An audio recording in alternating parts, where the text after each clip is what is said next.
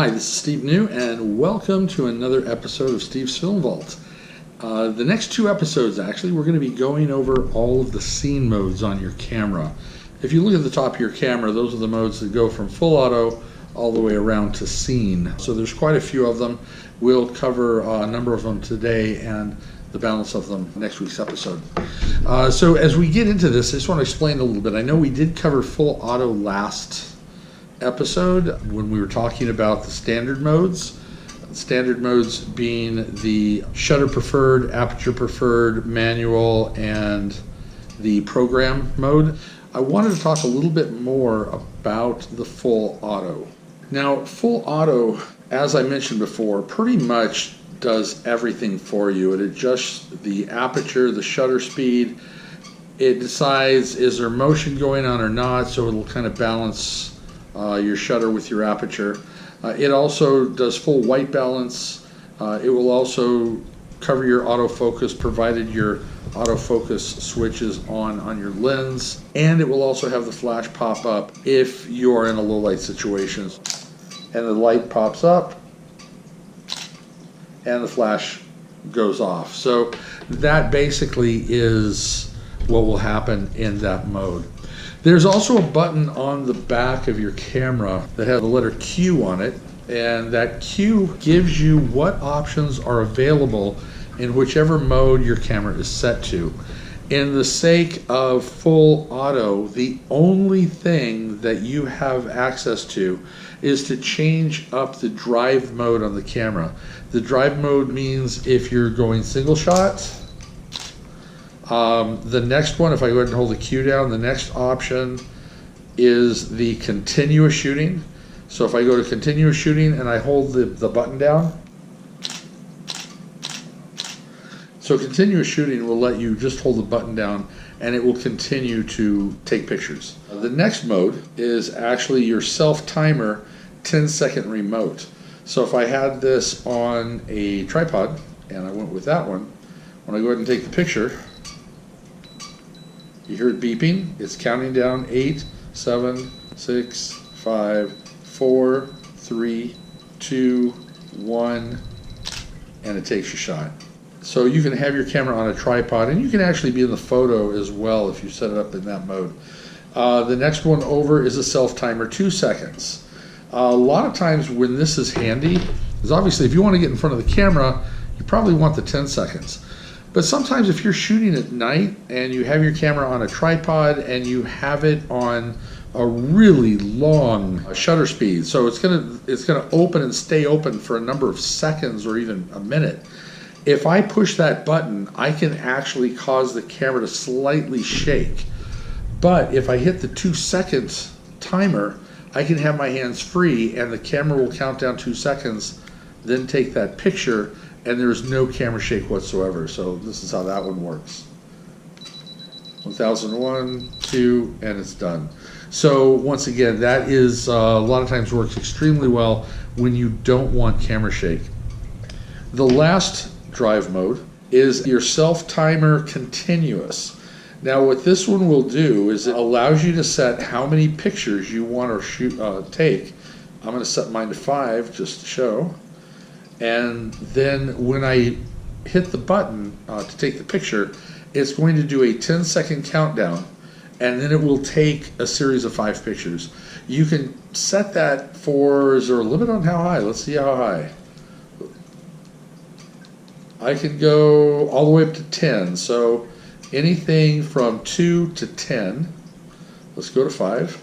So now when I go to take this picture, 10, 9, 8, 7, 6, 5, 4, 3, 2. So that basically is able to rattle off 5 shots in a row. So you can go all the way up to 10, as low as 2 in that mode. On the T6i, you actually have more drive modes. When I go to Q and I go to my drive modes, I do have the single shooting. I still have the continuous shooting, but I now have a mode that is called quiet shooting. So if I go ahead and click that on, it's much quieter in the way it takes the shot. Let's go back out to that mode again.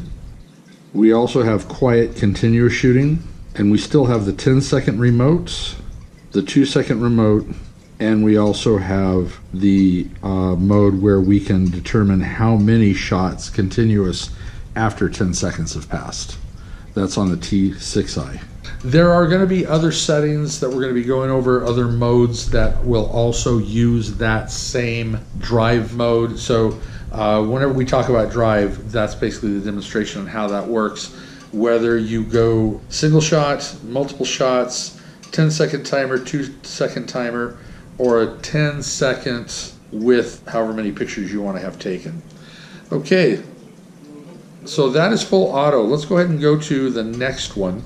The next mode is flash off. There are some times you may be in a location where a flash is not allowed, and you still want to have some sort of an automatic feature to what you're shooting.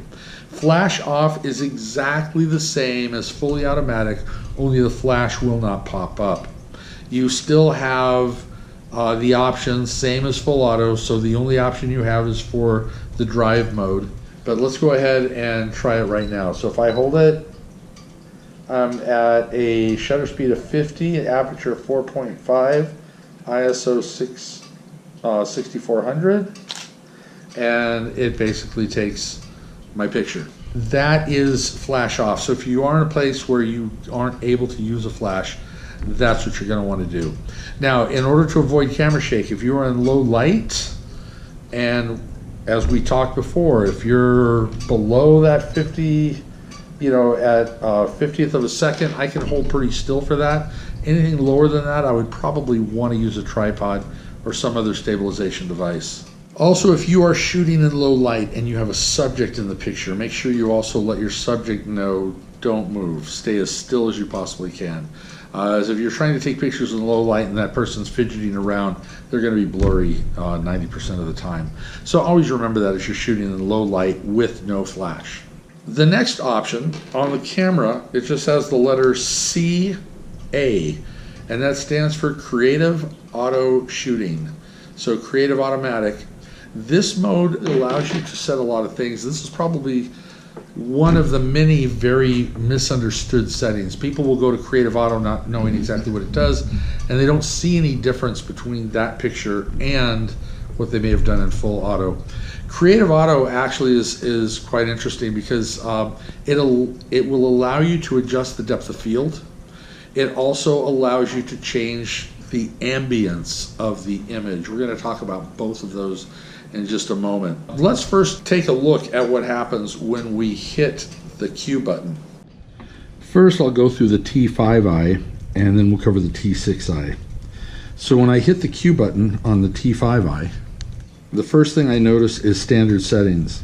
Now this is for the ambience. As I go through this, I'll also take photos to give you an example of what you're actually going to see when you use those. So I hit the Q. So as I hit the standard settings, as I go ahead and select them, I do get some other options. Now standard is basically just the standard setting. When I go to vivid and I select it, I do have an opportunity to change the intensity of how vivid. And I also have that same change that I can do for each one of these settings that I'm going to be going through. So besides vivid, let's get back there, I also have soft, and I can once again determine the amount of softness that will come across that image. We've got warm, which is a color correction. We will be talking about color correction in a future episode. Also intense and also cool are also color corrections.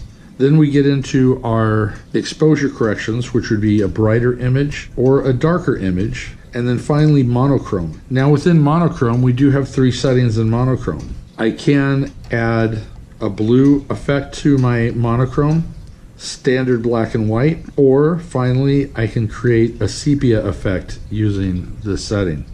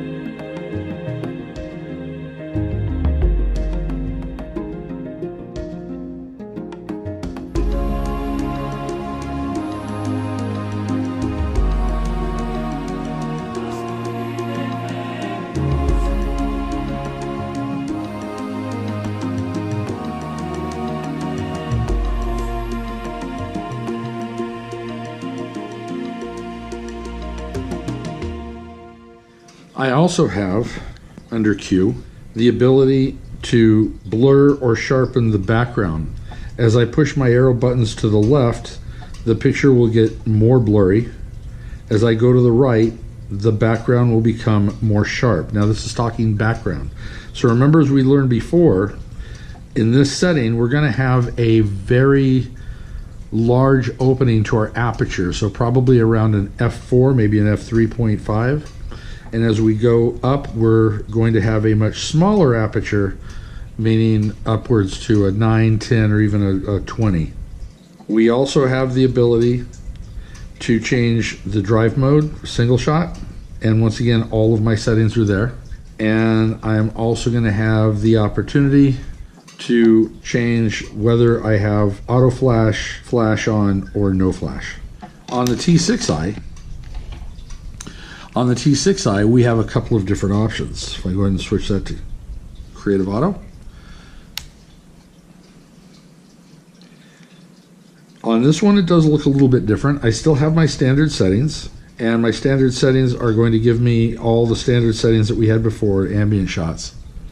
One of the other things that we have in here, however, is that we also have the ability to have two images shot, one without and one with the chosen effect. So if we decide that we want to take a picture but not sure if we want the effect or not, we will have a clean image that will be taken along with the image that has these extra settings. When I come down here, this looks a little bit different, but off is basically far to the left, so we are going to get a more blurred background, and then we're going to have a sharper background as we go to the right. Other than that, we still have the drive mode, and we also still have the flash settings. So those are the difference between the T6i and the T5i. Remember that whenever you're trying to shoot a shallow depth of field, you do want to try to get as close to your subject as possible, so the background is further away, and that will allow you more distance and a much richer look to your large depth of field or your shallow depth of field. Okay, the last mode that we're going to talk to today, and then we'll pick up the rest of them next week, and that is the portrait mode. And if you look on the dial, it looks like a person's head.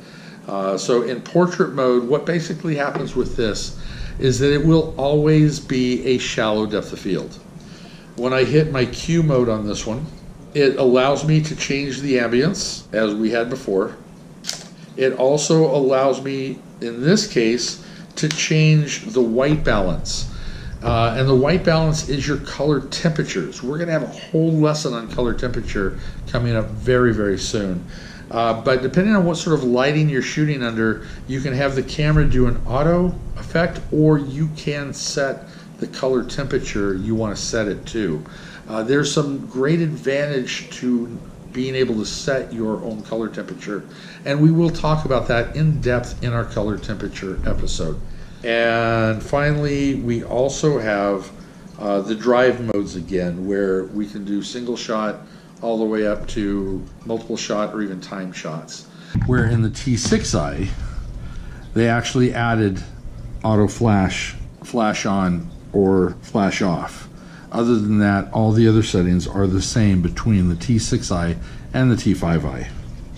And also, when you're shooting in the portrait mode, besides being closer to your subject, you want to make sure that you have your lens set to telephoto if you are using a zoomed lens. You want to be more on the telephoto side instead of the wide side. Experiment a lot. Go out, play with the different modes and see which ones work well for you. Don't forget, use the Q button to be able to step through and find out what options that you can adjust and that you can change while you're shooting. So that's basically it for this episode. Thanks for watching. And remember, if you really like what you're seeing, make sure you hit the subscribe button and like the video. If there's anything you would like to see me cover, don't be afraid to leave comments down in the comment section below, and I will make sure that I'll try to address any and all questions that you may have. Thanks for watching.